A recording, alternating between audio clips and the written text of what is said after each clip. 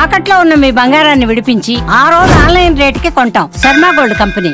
అధికారం చేపట్టాక కూటమి సర్కార్ ఎన్నికల్లో ఇచ్చిన హామీలను ఒక్కొక్కటిగా నెరవేరుస్తోంది. వచ్చే నెలతో ఏడాది పూర్తవుతున్న సందర్భంగా మరో శుభవార్తను పేద ప్రజలకు అందించడానికి ప్రభుత్వం సిద్ధమైంది. ఇందుకే ప్రభుత్వం అందించే ఆ శుభవార్త ఏంటి?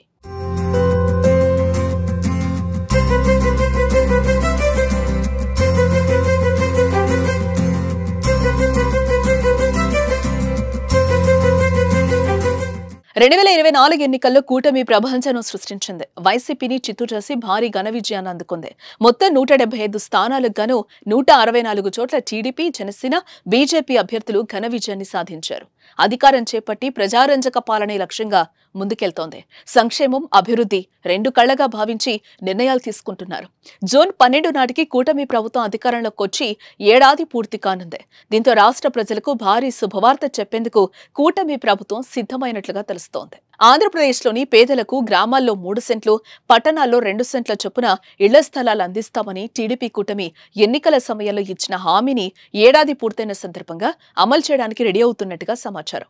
ఎన్నికల్లో ఇచ్చిన హామీ మేరకు పేదలకు ఇళ్ల స్థలాలు ఇచ్చేందుకు కసరత్తులు చేస్తోంది కూటమి ప్రభుత్వం. ఏపీలో ఎన్డీఏ కూటమి సర్కార్ ఏడాది పాలన పూర్తయిన సందర్భంగా కొత్తగా నిర్మించిన 3 లక్షల ఇళ్లను ప్రారంభించి గృహప్రవేశాలు చేయించాలని ఆంధ్రప్రదేశ్ ప్రభుత్వం భావిస్తున్నట్లుగా తెలిసిందే. ఇందుకు జూన్ 12వ తేదీన ముహూర్తంగా నిర్ణయించినట్లుగా సమాచారం.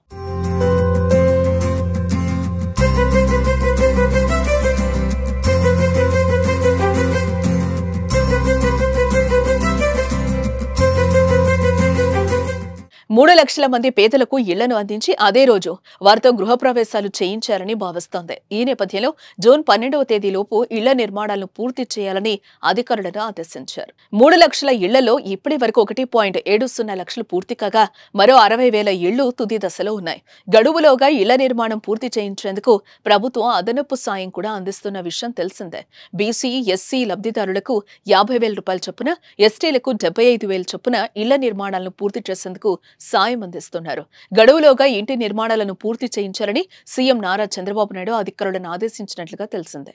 అన్ని అనుకున్నట్లు జరిగితే జూన్ 12వ తేదీనే పేదలకు సొంతింటి కల సాకారం కానుంది.